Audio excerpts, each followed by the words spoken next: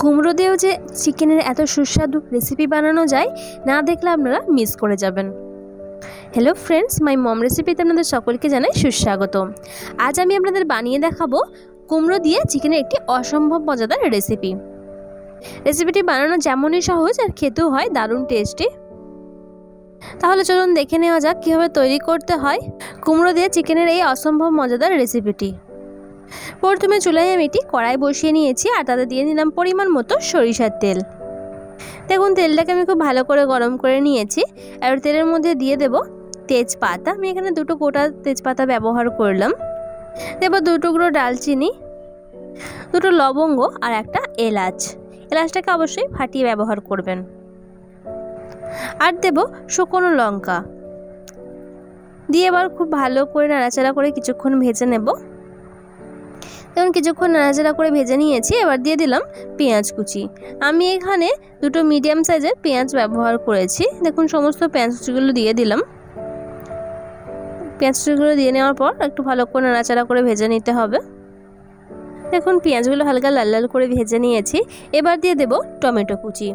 আমি এখানে দুটো মিডিয়াম সাইজের টমেটো ব্যবহার করলাম। টমেটো কুচিটা দিয়ে নেওয়ার পর ভালো করে নাড়াচাড়া করে কষিয়ে নেব।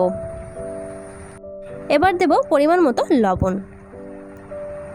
লবণ দিয়ে টমেটোটা যদি ভাজা হয় তাহলে কিন্তু টমেটোটা অনেকটাই তাড়াতাড়ি সফট হয়ে আসে। বেশ কিছুক্ষণ এইভাবে ভেজে নেব। এখন কিছুক্ষণ নাড়াচাড়া করে ভেজে নিয়েছি। এবার দিয়ে দেব আদা রসুন পেস্ট। আমি এখানে 2 টেবিল চামচ আদা রসুনের পেস্ট ব্যবহার করলাম।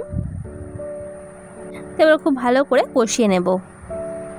দেব সামান্য পরিমাণে একটু পানিটা দিয়ে নেওয়ার পর খুব ভালো করে আবার নাড়াচাড়া করে নেব। এইভাবে নাড়াচাড়া করে নেওয়ার পর এবার আমি একে একে গুঁড়ো মশলাগুলো দিয়ে নেব।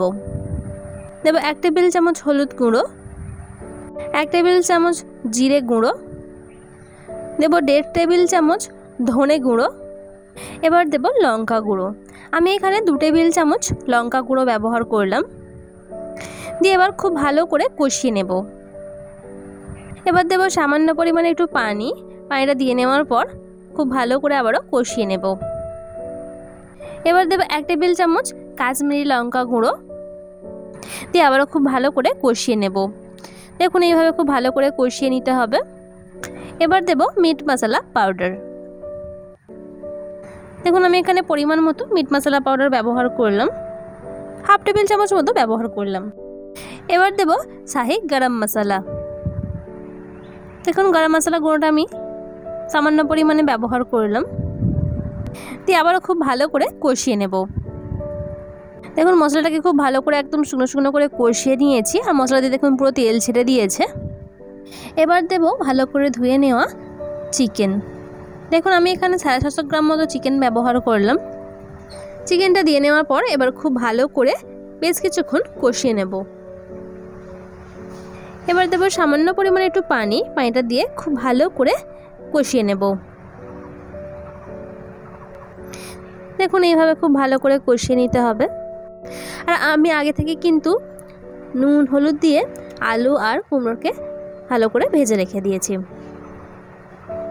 আপনারাও কিন্তু এই টাইমে ভেজে নেবেন অপর সাইডে চুলায়। দেখুন চিকেনটাকে খুব ভালোভাবে কষিয়ে নিয়েছি। আর চিকেন দিয়ে দেখুন পুরো তেল ছেড়ে দিয়েছে। এবার দিয়ে দেব আগে থেকে ভেজে রাখা আলু আর কুমড়ো। দেখুন আলু আর কুমড়োটা আমি দিয়ে দিলাম। আর খুব ভালো করে লাল লাল করে কিন্তু ভেজে নিতে হবে আলু কুমড়োটাকে। এবার দিয়ে দিলাম সামান্য পরিমাণে একটু পানিটা দিয়ে নেওয়ার পর এবার খুব ভালো করে কষিয়ে নেব। দেখুন এইভাবে খুব ভালো করে কষিয়ে নিতে হবে। এবার দেব স্বাদ অনুসারে লবণটা দিয়ে নেওয়ার পর আবারও খুব ভালো করে কষিয়ে নেব। দেখুন বেশ কিছুক্ষণ ধরে খুব ভালো করে একদম শুকনো শুকনো করে কষিয়ে নিয়েছি। আর সমস্ত আলু কুমড়োগুলো কিন্তু খুব ভালোভাবে সুসিদ্ধ হয়ে গিয়েছে। এবার দিয়ে দেব পরিমাণ মতো পানি। দেখুন আমি এখানে পরিমাণ মতো পানি দিয়ে নিলাম। পানিটা দিয়ে নেওয়ার পর এবার খুব ভালো করে একটু নাড়াচাড়া করে নেব। দেখুন এইভাবে ভালো করে নাড়াচাড়া করে নিতে হবে। দেখুন ভালো করে নাড়াচাড়া করে নিয়েছি। এভাবে নাড়াচাড়া করে নেওয়ার পর এবার আমি ঢাকা দিয়ে মিডিয়াম টু লো ফ্লেমে 7-8 মিনিট মতো রান্না করে নেব। 8 মিনিট পর ফিরত এলাম। দেখুন খুব সুন্দরভাবে ফুটে উঠেছে। আর রান্না দিয়ে দেখুন পুরো তেল ছেড়ে দিয়েছে আর রান্নাও পুরো কমপ্লিট হয়ে গিয়েছে। এবার আমি ঢাকা দিয়ে গ্যাসের ফ্লেমটা অফ করে দেব আর 2 মিনিট মতো রেস্ট টাইমে রাখবো। তারপর গরম গরম পরিবেশন করে নেব। আমার আজকের এই কুমড়ো দিয়ে চিকেনের অসম্ভব মজাদার রেসিপিটি আপনাদের কাছে কেমন লাগলো সেটি আমাকে কমেন্টের মাধ্যমে অবশ্যই জানাবেন। আর যদি ভালো লেগে থাকে তাহলে আপনারাও বাড়িতে ঠিক এইরকমভাবে বানিয়ে নিতে পারেন। আশা করছি আমাদের সকলের খেতে ভীষণ ভালো লাগবে। যদি ভালো লেগে থাকে ছোট্ট একটি লাইক এবং প্রচুর প্রচুর শেয়ার করে দেবেন।